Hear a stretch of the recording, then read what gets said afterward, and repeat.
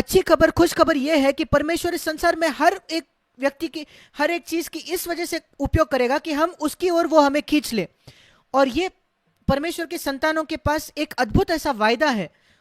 और अगर आप नहीं जानते तो ये रोमियो 8:28 में है, जो जहां लिखा है, ये एक अद्भुत शास्त्र है। रोमियो 8:28 से लेकर 49 वचन तक, 39 वचन तक, माफ करने, ये एक ही भाग है। और इसकी शुरुआत यहां से होती है। हम जानते हैं, अब कई लोग इसको नहीं भी जानते, पर हमें यह जानना जरूरी है कि परमेश्वर जिनसे प्रेम रखता है उनके लिए सब बातें मिलकर भलाई ही को उत्पन्न करता है। बीमारी के विषय में क्या, महामारी के विषय में क्या, और गरीबी क्या, आपकी नौकरी चली जाती है उसके विषय में क्या, बाकी परीक्षा या कठिनाई और बीमारियों का क्या, प्रभु इन सारे बातों में एक एक करके नहीं, बल्कि उन सारी बातों को एक साथ मिलाकर उससे भलाई को उत्पन्न करता है, हमारी भलाई। यह एक अद्भुत जगह है जहां हम आ सकते हैं, पर यह सबके लिए नहीं है, यह याद रखें। यह वायदा सबके लिए नहीं है, हर एक व्यक्ति के लिए नहीं है इस संसार में, नहीं, एक छोटे सीमित झुंड के लिए है। उन लोगों के लिए भी नहीं जो कहते हैं कि वो मसीही है, वो एक ऐसे झुंड के लोगों के लिए है। 28 वचन, रोमियो 8:28, जो परमेश्वर से प्रेम रखते हैं। इसका मतलब जो परमेश्वर से, अपने बाकी हर किसी से ज्यादा या हर व्यक्ति वस्तु से ज्यादा प्रेम करते हैं। यीशु ने कहा अगर आप उसके शिष्य होना चाहो तो आपको अपने पिता, माता, भाई, बहन, पत्नी, बच्चों से अधिक प्रेम करना पड़ेगा, नौकरी, पैसा, हर एक व्यक्ति से, हर एक चीज से ज्यादा। और दूसरी बात जो रोमियो 8:28 में लिखा है, जो उसकी इच्छा के अनुसार बुलाए गए हैं। इसका मतलब उनका जीवन में उद्देश्य है, परमेश्वर की उद्देश्य अपने जीवन में वो पूरा करे, वो परमेश्वर की इच्छा अपने जीवन में करना चाहते हैं। और इसलिए मैं आपको कहना चाहता हूं, यही खुश खबर है मेरे प्रिय भाई और बहन। खुश खबर इस महामारी के समय यही है, अगर आप यीशु से प्रेम करते हो, हर एक व्यक्ति और हर एक वस्तु से अधिक इस संसार में, अपने जीवन से भी ज्यादा, और अगर आप उसकी इच्छा पूरी करना चाहते हो, उसका उद्देश्य पूरा करना चाहते हो, अपने जीवन में आप उसकी इच्छा करनी चाहते हो, ये दो ही शर्तें हैं यीशु में, बाकी हर व्यक्ति और हर वस्तु से अधिक प्रेम करे इस संसार में, और उसकी इच्छा को अपने जीवन में आप पूरा करना चाहते हो, तो यहां परमेश्वर का आपके प्रति एक वायदा है। हर एक चीज जो आपके जीवन में होती है, उसको संसार अच्छा कहे या बुरा कहे, वो आपके भलाई को उत्पन्न करेगा। वो सब मिलकर आपका सर्वोत्तम, सर्वोच्च उससे आएगा, एक एक करके नहीं, बल्कि सब सारे बातें एक साथ मिलकर। और मैं इसकी गवाही देना चाहता हूं कि जब से मेरा नया जन्म हुआ, 19.5 की मेरी आयु थी तब, अभी 61 वर्ष से भी अधिक, इस 61 वर्ष से पहले, मैं अब 81 वर्ष का हूं। यह वचन मेरे जीवन में सच्चा रहा है, सत्य रहा है, और मैं निर्भीकता से इसको कह सकता हूं। हर एक चीज जो मेरे साथ हुई है, जो आर्थिक कठिनाइयों से मैं गया, मेरे शुरुआती दिनों में जब मैंने अपनी नौकरी छोड़ दी थी प्रभु की सेवा के लिए, जब मैंने अपने सारे पैसे दे दिए थे परमेश्वर के काम के लिए, सारी मेरी बचत मैंने दे दी थी उस समय, और जो बीमारियों से मैं गुजरा हूं, जो मेरा विरोध हुआ है, जो सताव हुआ है, जो कठिनाइयों मैंने देखी है उन लोगों से जो सुसमाचार के विरोधी है, ये हर एक बात वो मेरे अच्छे के लिए, मेरे भलाई के लिए बनी है। उसने मुझे एक बेहतर मसीही बनाया है। उदाहरण स्वरूप, अगर लोग मेरी घृणा नहीं करते, मुझसे बैर नहीं रखते, फिर मैं कैसे उस आज्ञा को मानता कि जो तुमसे अपने बैरियों से प्रेम रखो।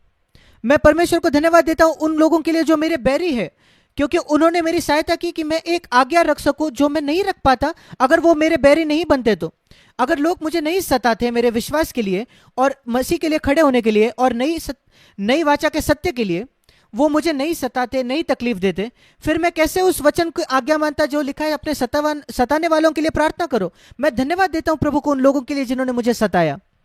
और इसलिए जो कुछ मेरे लिए होता है वो अच्छे भलाई को उत्पन्न करता है, मुझे बेहतर मसीह बनाता है। कुछ वचनों को मैं आज्ञा मान सकता हूं जो मैं नहीं मान पाता अगर ये लोग मुझे तकलीफ नहीं देते या चोट नहीं पहुंचाते या सताते नहीं। और उन्होंने मुझे दिखाया कि उन सब के बीच में मैं प्रभु में आनंद रख सकता हूं, कि उनका जो विरोध है, उनके जो बुरे विचार है, बुरे योजनाएं हैं, वो प्रभु के आनंद को मुझसे नहीं छीन सकते, मेरे मन से नहीं निकाल सकते। ये क्या अद्भुत अनुभव है हर एक चीज पर। अगर आपका इकलौता उद्देश्य यह है कि मैं एक आरामदायक जीवन जीना चाहता हूं, मैं बहुत पैसा कमाना चाहता हूं, मैं एक अच्छे घर में जीना चाहता हूं, मेरे बच्चों की विवाह में देखना चाहता हूं, सेटल्ड देखना चाहता हूं, एक अच्छा रिटायरमेंट का जीवन में। भाई मेरे पास आपके लिए कोई वायदा नहीं है। आप जीवन जैसा चाहो वैसे जी सकते हो। बाइबल के वचन में से आपके लिए कुछ भी प्रोत्साहन और सांत्वन नहीं है। पर अगर दूसरी ओर, अगर आपका उद्देश्य यीशु मसीह से प्रेम करना है सबसे बढ़कर, और परमेश्वर के महिमा के लिए जीना है, एक जलवंत गवाह बनकर आपको जीना है इस सुसमाचार के सत्य के लिए, और अपने बच्चों को भी आप वैसे ही बढ़ाना चाहते हो, और अपने पैसे और अपने घर और अपने पढ़ाई में अगर आप महिमा नहीं करते, और जो कुछ आपने इस पृथ्वी पर हासिल किया है उसमें, पर आप कहते हो कि एक ही बात जिसमें मैं महिमा कर सकता हूं वो यीशु मसीह खुद और जो उसने आपके लिए किया है, फिर रोमियो 8:28 वो आपके लिए है। इस महामारी के समय भी यही सुसमाचार है, यही खुशखबर है, वो आपके भलाई को उत्पन्न करेगा। ऐसा नहीं कि वो कुछ आपको फायदा नहीं होगा, कैसे वैसे आप इस महामारी में से बचकर निकलोगे बिना किसी कठिनाई के, वो जरूरी नहीं है। वो अपने आप में एक बड़ी बात होगी कि आप उसमें से किसी भी समस्या से बचकर बाहर आओ, नहीं, पर वो आपको एक बेहतर मसीह बनाएगा उसके अंत में, जब कभी वो अंत होगा। मैं नहीं जानता ये महामारी कब खत्म होगी, पर यही ये अच्छी खबर है कि जब वो महामारी खत्म होगी तब मैं एक बेहतर मसीह बनूंगा। मैं वो चाहता हूं, हां।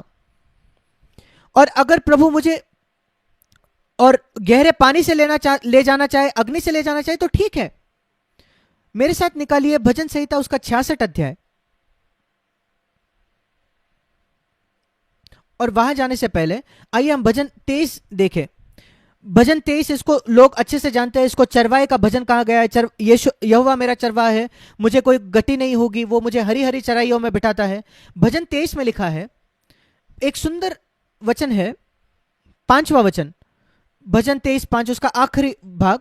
तूने मेरे सिर पर तेल मला है, यह पवित्र आत्मा के विषय में, मेरा कटोरा उमड़ रहा है, मेरा कटोरा बह रहा है। जैसे यीशु ने कहा कि जीवन के जल की नदियां उनके हृदय से बह निकलेंगी, और ये बह निकलना, उमड़ना, ये जो शब्द है,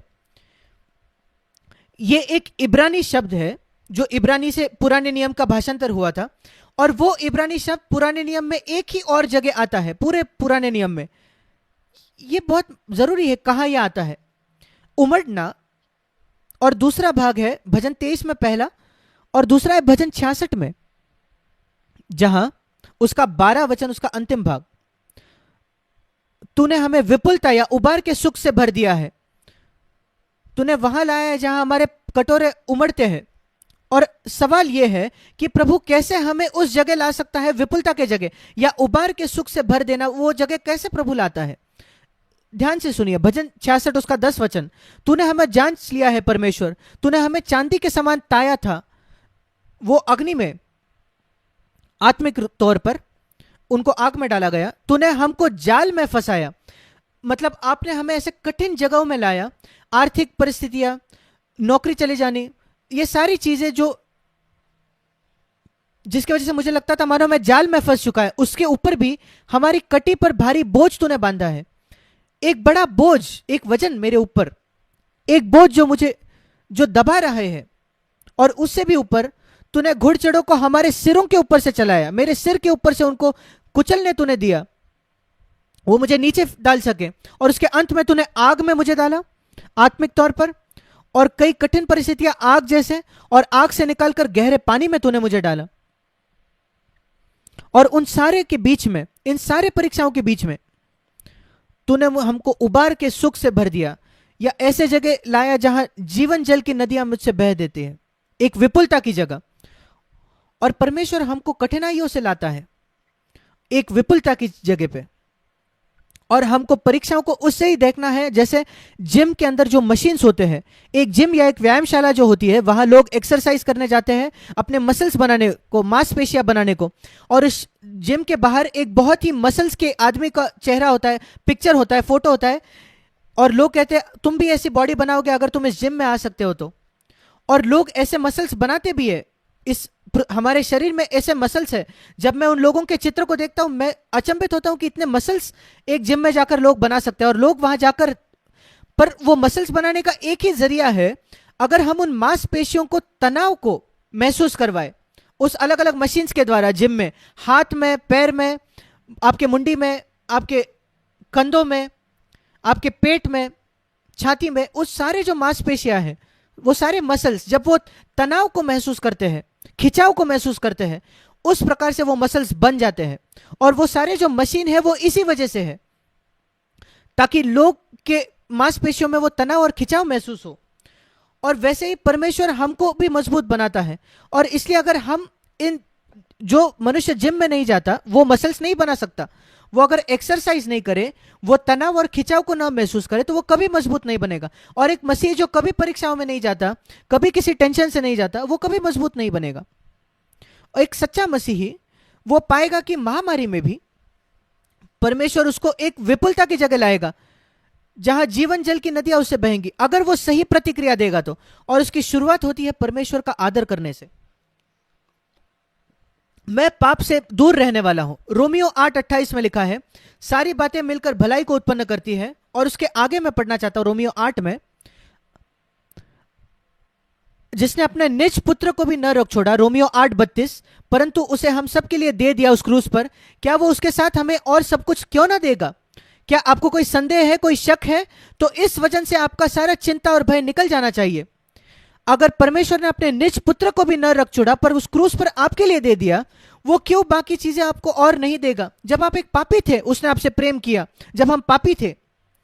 अब तो हम उसके बच्चे हैं, क्या वो और हमारी देखभाल नहीं करेगा? दूसरा उदाहरण देने के लिए, हम सड़क के भिखारी थे और उसने तब हमें उठाया और हमें अपने बच्चे बनाया। और अब जब हम उसके संतान हैं, क्या वो हमारे लिए और नहीं करेगा? जरूर। और फिर आगे लिखा है, जो कुछ हो जाए मैं इस बारे में निश्चित हूं कि इन सारी बातों में 37 वचन, पहले 35 वचन में पढ़ता हूं। कौन हमको मसीह के प्रेम से अलग करेगा?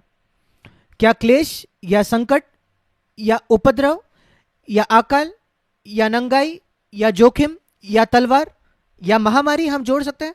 कुछ भी नहीं, कुछ भी नहीं। इन सब बातों में परंतु एक महामारी के समय में भी हम उसके द्वारा जिसने हमसे प्रेम किया है जयवंत से भी बढ़कर है। लड़कर विजय पाना यही एक बड़ी बात है, पर यहां लिखा है जयवंत से भी बढ़कर। उस सामर्थ के द्वारा जो हमें जो प्रेम करता है वो देता है। परमेश्वर का प्रेम जो है हमारे प्रति, वो हमें मजबूत बनाए रखता है इस महामारी के समय। और वही शैतान चाहता है कि आप उस पर शक करें, संदेह करें। और परमेश्वर, शैतान यही चाहते हैं कि आप इस पर शक करें कि परमेश्वर आपसे प्रेम नहीं करता। यह बकवास है। उसने मुझसे प्रेम किया, उसने इतना प्रेम किया कि अपना बेटा दे दे, और मेरे जरूरत के समय वो मुझे नहीं छोड़ेगा, नहीं त्यागेगा। असंभव है। वो मुझे उस नदी के आधे पार ले जाके बीच में नहीं छोड़ देगा कि मैं तुझसे थक गया और वो मुझे डूबने के लिए नहीं छोड़ेगा। नहीं, कितनी भी बड़ी वेव्स क्यों ना आ जाए वो मुझे अगले और ले जाएगा।